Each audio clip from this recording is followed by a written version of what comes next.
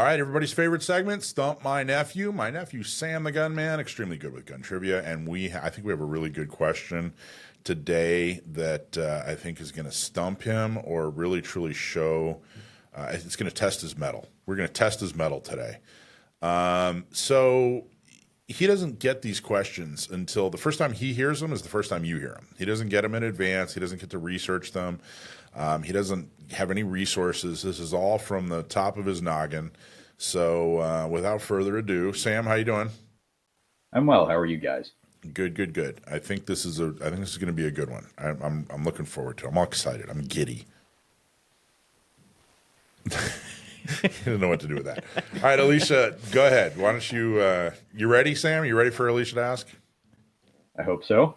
Okay.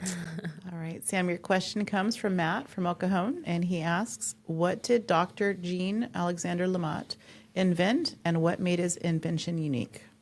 And if What was that, Matt from El Cajon? Yeah. I'm sure you'll let me know. Yes, correct, Matt from El Cajon. And could you do me a favor and spell the last name, please?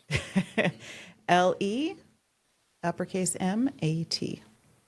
All right. Now, I took the wrong language in high school and college, so my French pronunciation is probably awful, but I've heard it pronounced LeMat. The LeMat revolver is a mid-19th century revolver that is notable for being sort of I guess you could say a combination gun. Now, that usually refers to long guns.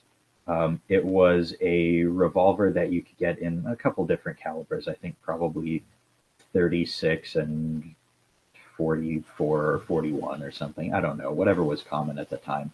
And it had a shotgun barrel in the middle of the cylinder. So you had like I don't know why he thought that was a good idea. I mean, it's cool, but I don't see the practical benefit in that.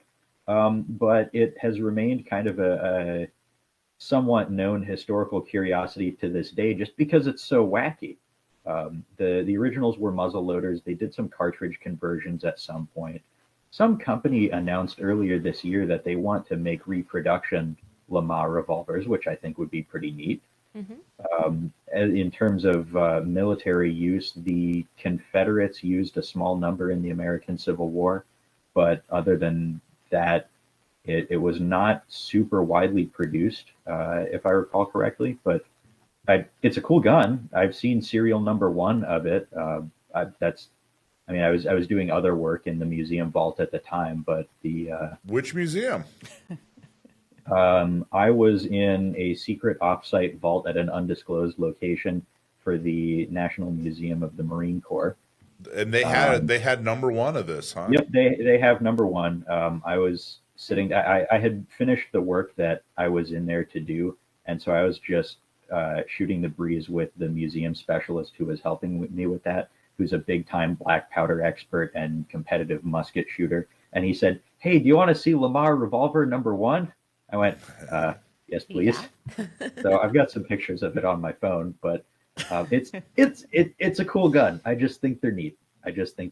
I'd never heard of it before this question. I clearly hadn't either. I didn't even know how to pronounce the name, so yeah. I hadn't. I think now I haven't seen this, but supposedly Ed Harris's character in Westworld uses a LeMat revolver.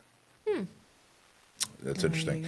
One of they provided production and use. They provided a little bit more information. The person that sent it in, made mostly in Europe, which they specifically France, Belgium, and Liège. I'm pretty sure that's how you pronounce that. And imported to the Confederacy.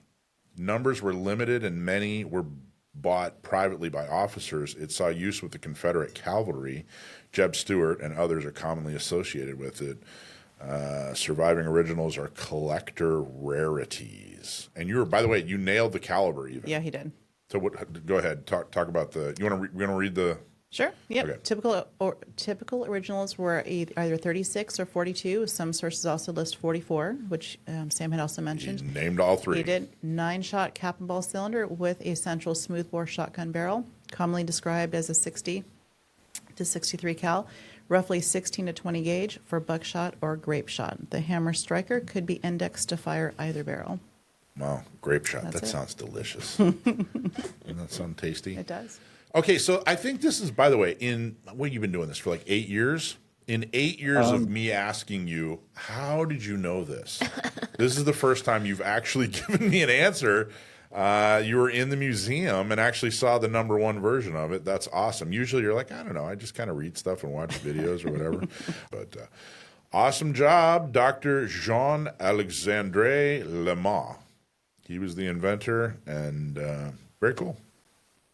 Well, to let you in on a little bit of inside baseball, Yes. I've said before several times that I'm not too well versed on black powder firearms, but the easy rule of thumb for figuring out what caliber a revolver is the most common calibers, at least in the United States at the time, for revolvers were 36 and 44, and almost all U.S. Army revolvers were 44 caliber, and almost all U.S. Navy revolvers were 36 caliber. So there you go. That makes it easy. There are some exceptions to that, but if someone asks, "Oh, hey, I have this revolver from the Civil War era. What caliber is it?" You're going to go, "Oh, it's 36 or 44." Or maybe ask, like, well, did the Navy use it or the Army use it? Yeah, there you go. Good tip. Your tip of the day. Awesome. Anything else? No, I think that's it. Good job, Pretty Sam. impressive. Yep. There you go. Hey, thanks for watching Gun Owners Radio. I hope you loved that clip. Don't forget to like, subscribe, comment, and follow us on social media. And check out our website at gunownersradio.com.